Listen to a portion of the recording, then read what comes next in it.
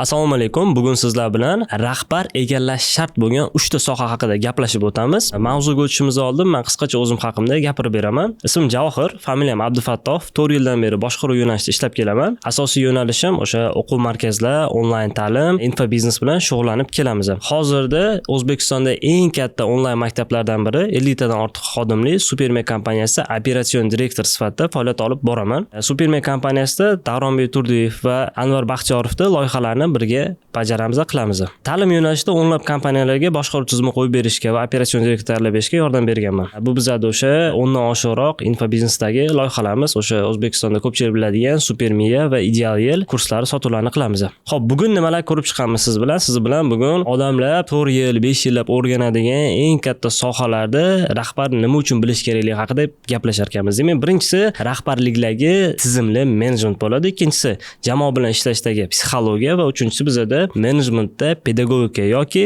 biz o'zimiz ishlatadigan andragogikani o'rni qanaqaligi haqida ko'rib chiqar ekanmiz. Demak, rahbar sifatida sizda 3 ta soha bo'yicha kuchli bilim bo'lishi kerak ekan. Birinchisi bizada menejment, psixologiya va pedagogika bo'yicha. Rahbarning o'zi faqat ko'pchilik o'ylashadi, lavozim sifatida buyruq berib tursa bo'ldi. Mana shu narsani o'zi yetadi, xodimlarni ishlatish uchun deb. Bu juda ham xato tushuncha. Bugun mana shu narsani men sizga isbotlab berishga harakat qilaman. Birinchi navbatda tushuna olishimiz kerak, bugungi darsda o'rgangan hamma narsangizni yozib, konspekt tarzda qiladigan bo'lsangiz, sizga ko'proq foyda keltiradi. Birinchidan, ikkinchidan, istalgan mana shu yerda o'rgangan qancha informatsiya oladigan bo'lsangiz ham, bugunoq eng kamida 3 ta instrumentdan foydalanishga harakat qilib ko'ring. Eng kamida kimgadir tushuntirib berish kerak bo'ladi, agar amaliyotda qo'llamaydigan bo'lsangiz. Bo'lmasa, bizda hech qanaqa naf bo'lmaydi sizga YouTube videodan ko'rganingizda. Xo'p, birinchisi demak, menejment haqida gaplashar ekanmiz. Menejmentga juda ko'p joyda har xil ta'riflar beradi. Men ham sizdan menejment nima deydigan bo'lsam, xodimlar boshqaruvi, kompaniya boshqaruvi, umuman boshqaruv deb aytishingiz mumkin. Menejment bo'yicha men sizga hozir eng chiroyli taraflarni ko'rsatib beraman. Demak, umumiy menejment holatda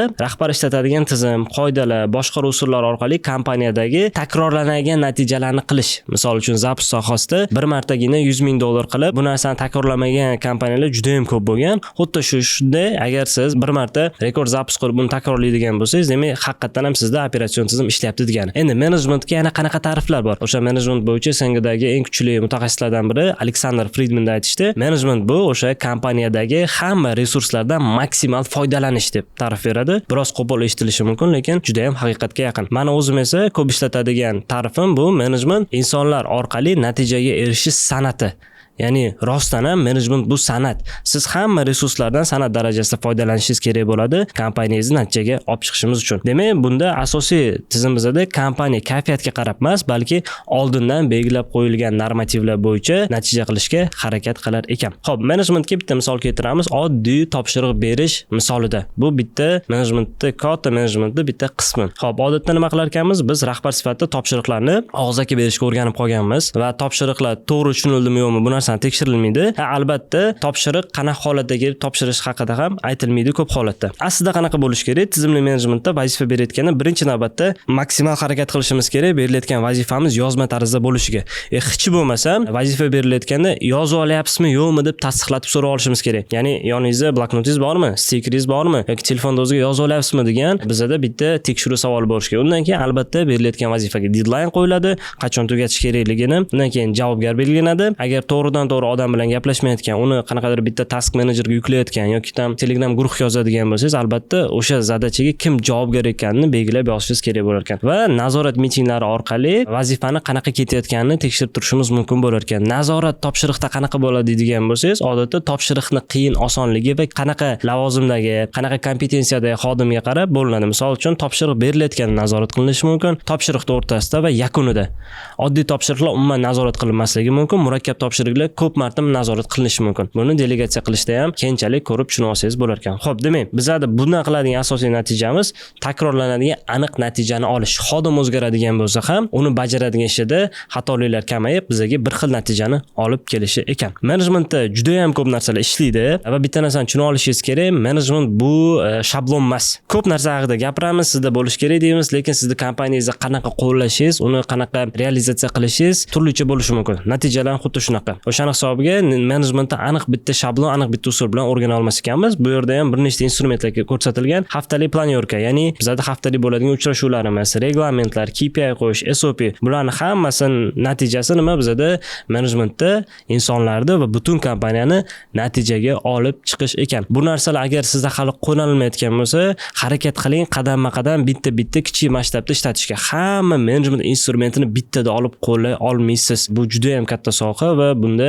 tartib intizomga amal qilinmaydigan bo'lsa, amaliyotda kiritishda hamma resursingiz bo'lsa ham sizda muammolar bo'lishi mumkin. Demak, ikkinchi qismga o'tamiz. Bu bizda psixologiya qismi va ko'pchilik buni menejment o'zi bilan bog'laydi. Bu narsa xato bo'lmasligi ham mumkin. Endi e'tibor beramiz. Psixologiyada nimalar ko'rib chiqilar ekan? Asosiy o'rgatadigan narsasi bo'ladi odamlarning ruhiyati bilan ishlash va rahbar o'zini qanaqa tutishi, o'zini o'sha stressga kirib ketmasligi, burnout bo'lmasligi, mana shu proseslarga e'tibor berilar ekan. Xo'p, birinchi navbatda xodimlarda stressni boshqarish, rahbar o'zidan boshlasa juda ham yaxshi bo'lardi, chunki eng ko'p natijaga javob beradigan odamda mas'uliyat, javobgarlik bo'lgan hisobda o'zi stress katta bo'ladi. Konfliktlarni hal qilish o'zaro bo'lishi mumkin yoki klanlar aro bo'lishi mumkin yoki rahbar xodimlar orasida konflikt bo'lishi mumkin. Xodimlarning motivatsiyasi bu yerda nomoddiy va moddiy motivatsiya haqida gap ketyapti va rahbarda ichki ishonchi. Bu yerda rahbar o'zini avtoritet sifatida har bitta sohada ko'rsata olish kerak bo'ladi. O'zini bilimi, sohasi, muammolarni yechishi, resurslar berishi, xodimlar bilan to'g'ri kommunikatsiya qila olishi. Buning uchun albatta psixologiyadan ozgina to'g'ri xabari, bilimi bo'lgani nur ustiga alo nur bo'ladi. Xo'p, odatda psixologiyada misol uchun bitta misol ko'rib chiqamiz va bu yerda ikki xil turda rahbar ko'rsatilgan. Birinchisi, men yomon menejer sifatida nima deyilyapti? Nima vazifa bajardingiz? Men mana bunaqa vazifa qildim desa, men bu joyga ulgurmay qoldim.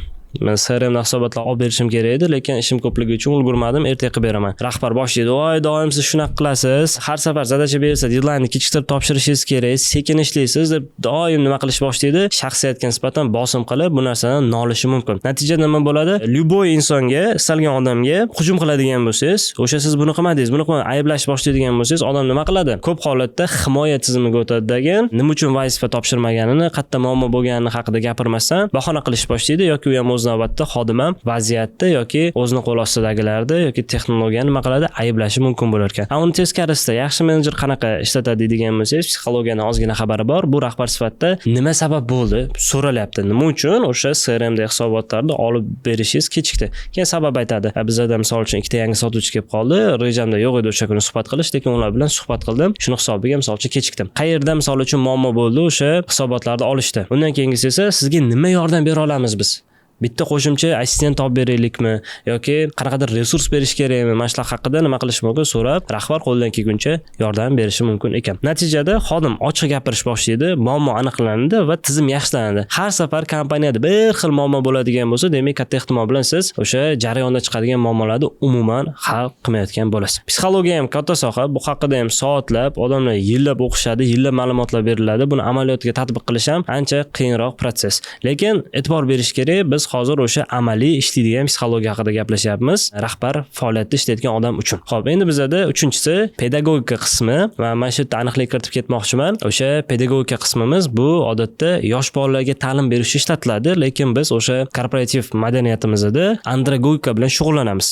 Hozir men farqini tushuntirib beraman. Demak, pedagogika nima degani? Bu odamlarni qanaqa qilib o'rgatish kerakligini bilish. Odatda bu lekin bolalarga nisbatan qo'llaniladi, maktab yoshidagi bolalarga nisbatan. Xo'p, o'zi pedagogika nimaligini tushunamiz, undan keyin esa andragogika haqida gaplashar ekanmiz. Rahbar sifatida o'zi birinchi navbatda tushunishingiz kerak, xodim o'qitilish kerak. Men ko'pchilikga aytaman, avtoritet bo'lishingiz kerak. Avtoritet deyman, qanaqa bir avtoritet bo'lamiz deyshadi? Narsa yoki yangi bilim berish orqali. Siz xodimga qachonki yangi narsalar o'rgatishni boshlaysiz, bilim berish boshlaysiz, kelajagini ko'rsatasiz, vision berasiz, o'shandan keyin uni ko'z uchun siz avtoritet bo'lasiz. Mana shunaqa holatda nima qilishimiz kerak bo'lar ekan? Xodimga to'g'ri o'qitishni, to'g'ri bilimlarni berishni va uni amaliyotda qo'llashga nima qilishimiz kerak? Yordam berishimiz kerak. Pedagogika asosan 3 ta narsaga qaratilar ekan: tushuntirish, mashq qildirish va feedback berish qismlari. Misol uchun, yangi sotuvchi keldi, unga biz sotuv prosesslarini o'rgatishimiz kerak, CRM dan foydalanishni o'rgatishimiz kerak. Birinchi holatda qanaqa bo'lishi mumkin? Yuzaki yondashib, shunchaki sotuv bo'limi rahbari, "Bo'ldi, bor, CRM dan foydalan, CRM da ishlat."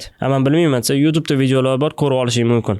Yoki hali ham nima bilmaysan CRM deb yoki nima urishib berishi mumkin. O'shani hisobiga bizda to'g'ri o'qitish amalga oshmaydi va natijada ko'pchilikda xodimlar sinov muddatini o'zida, onboarding qismini o'zida nima qiladi? ishga joylashmasdan ketib qolishi mumkin. Jiddiyroq yondashuv qanaqa bo'lar ekan? Demak, video instruksiya berar ekanmiz, checklist, amaliy mashqlar va feedback tizimi orqali xodimni tez o'rganishiga yordam berar ekanmiz. Andragoyika qismi qanaqa bo'ladi degan bo'lsangiz, andragoyika bu kattalarda o'qitish prosessi hisoblanadi va 4 ta qadamdan iborat bo'ladi. Andragoyikada birinchi qadam bu xodimga vazifa topshirgandan keyin uni nima uchun bajarayotganini tushuntirib berishimiz kerak. Misol uchun olaylik, sotuvchi keladigan bo'lsa, sotuvchi hamma ma'lumotlarni CRM ga kiritish kerak. Xo'p, siz unga tushuntirib berishingiz kerak. Nima uchun? Avvalambor o'zi mijozni biz CRM ga kiritamiz. Sababi bizda mijozlar bazasi aynan CRM platformasida, Amo CRMda deylik, shakllanadi. Agar u yerga kiritmaydigan bo'lsa, ertaga mijozni topishda, u bilan qayta aloqa o'rnatishda, u haqida ma'lumot topishda qiynalamiz. Tushuntirib berdingiz, nima uchun u bu ishni qilish kerakligini. Undan keyin esa ko'rsatib berishingiz kerak bo'ladi amaliyotda yoki video instruktaj berishingiz mumkin, SOP ko'rsatishingiz mumkin, qanaqa qilib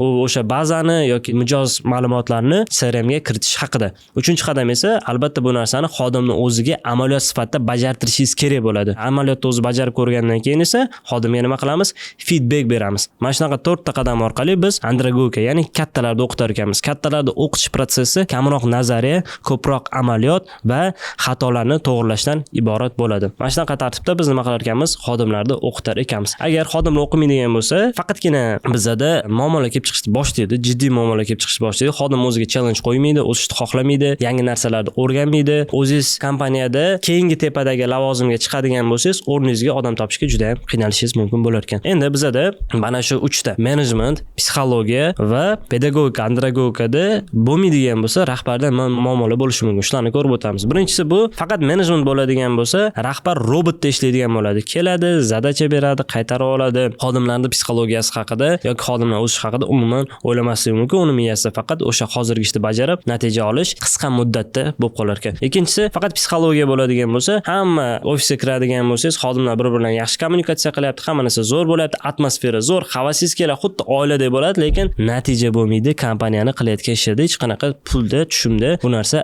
o'zini aksini topmaydi. Uchinchisi, faqat pedagogika bo'ladigan bo'lsa, treninglar bo'ladi, lekin ularni amaliyotda qo'llash tizimni yo'qligi natijasida bu ham bizda nima bo'lar ekan? Kompaniyamizni kuchsiz tomoni bo'lib qolar ekan. Shuning uchun maksimal harakat qilishimiz kerak bo'ladi. Berilayotgan 3 ta narsadan maksimal natija olib, xodimlarga amaliyotda qo'llashgan. Xo'p, menejment bizda tizimni yaratib berar ekan, psixologiya odamlar bilan ishlashimizni osonlashtiradi va pedagogika, andragoyika biz ularni o'qitib o'stirishga yordam berar ekanmiz. Albatta, darsni qaytadan ko'rib chiqishni tavsiya qilaman. Agar konspekt qilib xayolingiz bo'lingan bo'lsa yoki qaysi qismdan tushunishga qiynalgan bo'lsangiz va agar dars bo'yicha bironta bir amaliy tavsiya olib uni kompaniyangizga qo'llasangiz, men albatta xursand bo'laman. Kommentariyada kutaman darsda qanaqa natija olganingizni yoki qanaqa yangi bilimlar o'rganganingizni. Keyingi videoda ko'rishguncha sog' bo'ling, omon bo'ling.